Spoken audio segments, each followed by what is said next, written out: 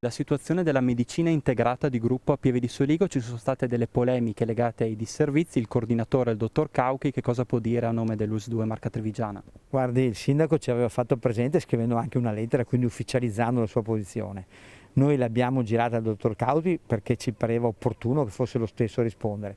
È chiaro che noi abbiamo il compito, e l'ho detto anche ai miei collaboratori, la dottoressa Paludetti, che è il direttore del distretto, di verificare tutto quello che il sindaco ha scritto in quella lettera. Quindi lo stiamo facendo e poi faremo una relazione al sindaco Stefano Soldan dicendogli questi sono i punti che abbiamo visto e poi se ci sono delle difformità andremo poi a vedere col dottor Cauti come migliorare la situazione.